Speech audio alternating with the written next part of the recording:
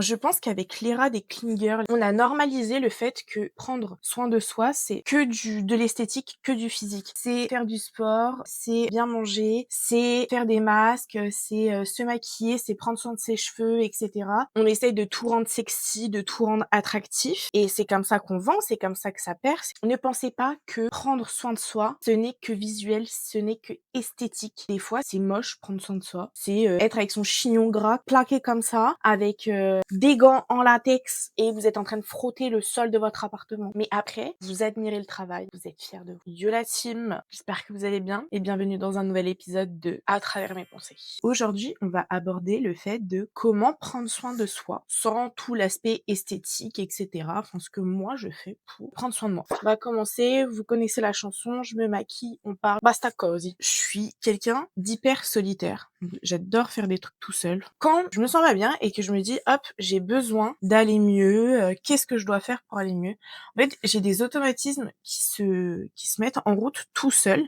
Je me suis rendu compte avec les années, et je fais globalement toujours la même chose. Déjà, je range. Un truc tout con, hein. Enfin, vous allez me dire, ok, d'accord, la meuf, elle range. Si vous allez pas bien, si vous sentez pas bien, vous pouvez pas prendre de décision si vous n'avez pas rangé votre tête. Et comment ranger votre tête rapidement? Il faut ranger votre maison. Donc du coup, je me mets à nettoyer comme une grosse folle tout mon appartement de fond en comble, heureusement qu'il est pas très grand, et à trier les papiers, à tout ranger. Enfin vraiment, je deviens un peu loco. Je perds du temps quand je fais ça, je mets rien du tout, genre c'est le silence complet chez moi. Du coup, ça permet de ranger sa tête. Ça, en vrai, quand vous l'avez fait, vous vous sentez mieux. En plus, il suffit que vous faites votre everything shower juste après, vous allez changer les draps, vous rentrez dans votre lit toute bien, toute fraîche, toute pimpante et tout. Bon, là, c'est un peu en rapport avec l'esthétique, mais vous vous sentez mieux.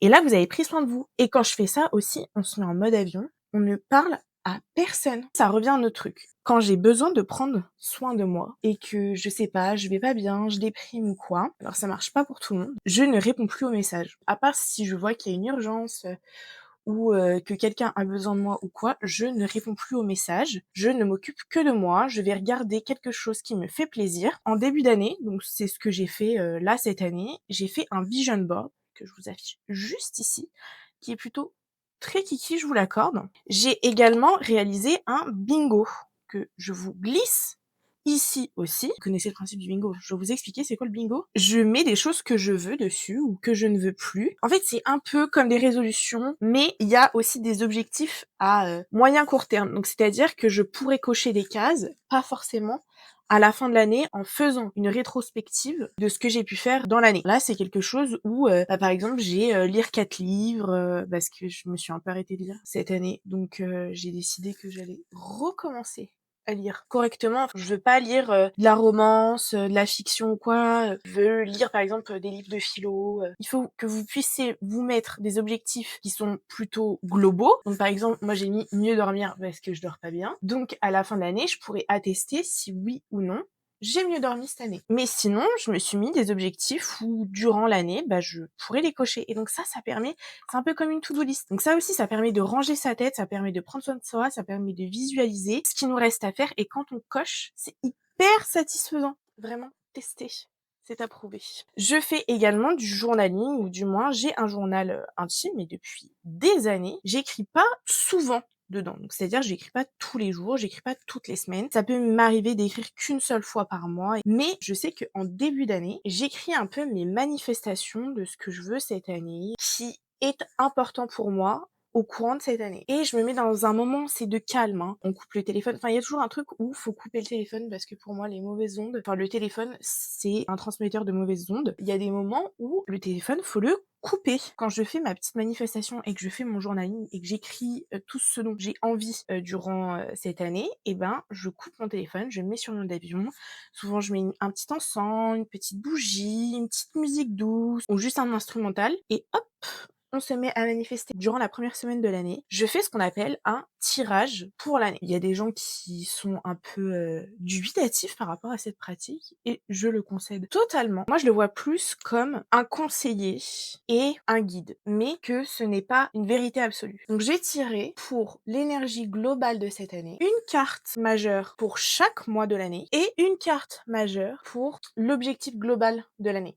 Et après, je vais tirer mes lames mineurs sur mes cartes majeures et en fait, ça me donne un peu un tempo, des axes de travail, pour l'année et je garde ce petit papier parce que j'écris tout sur un petit papier et je le glisse dans mon journal et comme ça, de temps en temps, au courant de l'année, je la relis pour, me rappeler les conseils que l'univers m'a donnés et cetera. Également pour faire un point au bout d'un moment. Je pense que pour certaines personnes, c'est un peu, lointain et du charabia et en même temps, c'est les croyances des uns et des autres, mais je sais que moi, ça me fait du bien. En fait, prendre soin de soi, c'est plus que, OK, bah, je fais ma everything shower, je me crème, je fais du sport, j'achète des produits qui me conviennent, j'achète des vêtements qui me vont bien. En fait, c'est vraiment, tu vas marcher, tu vas écouter un podcast dans les oreilles qui va te faire pleurer, tu vas te mettre face à tes émotions, tu vas prendre rendez-vous chez le psychologue, tu prends tous tes rendez-vous chez le médecin, genre même des trucs qui te font chier, tu vois, genre le frottis des 25 ans, tu devais faire une radio, tu devais faire des analyses sanguines, tu les repousses, bah non, tu les fais. Parce que en vrai, c'est au-delà d'aller chez l'esthéticienne, de se faire un massage, de faire quelque chose qui nous fait plaisir. Prendre soin de soi, c'est aussi faire des trucs que on repousse, mais qui en réalité sont bénéfiques pour nous, pour dans la vie de tous les jours, pour ton travail, etc. C'est aussi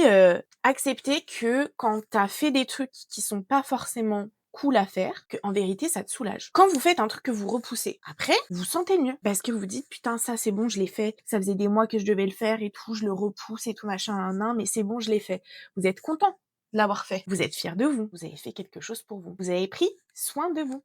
En vrai, c'est très très simple de prendre soin de soi. C'est colorier et couper son téléphone, pas écouter quelque chose. C'est ritualiser son coucher. En vrai, ça passe par tellement de petites choses simples qui sont pas forcément s'acheter de la skincare, prendre un rendez-vous avec un masseur, sortir, dépenser son argent dans des vêtements, etc. Bien sûr que ça vous fait plaisir. Mais prendre soin de soi à l'intérieur, c'est aussi manger ce dont on a envie et pas forcément genre se dire ah ouais mais là j'ai pris 5 kilos durant les fêtes et bah du coup là il faut que je me mette au vert, je vais manger que de la soupe. Je sais que ce que je vous dis là ça ne s'applique pas à tout le monde parce que j'ai été en dépression etc et faire toutes ces choses là m'était très compliqué. Mais maintenant que ça va mieux, prendre soin de moi, c'est devenu primordial pour ne pas sombrer. Et je pense que j'ai aussi un petit peu une frayeur de retomber là-dedans et de plus me sentir bien, etc. Donc, entourez-vous aussi de personnes qui s'occupent d'elles, qui se valorisent et qui vous valorisent également et qui acceptent vos moments de silence, vos moments de retrait et qui peuvent vous aider aussi également quand ça ne va pas ou quand vous ne savez pas quoi faire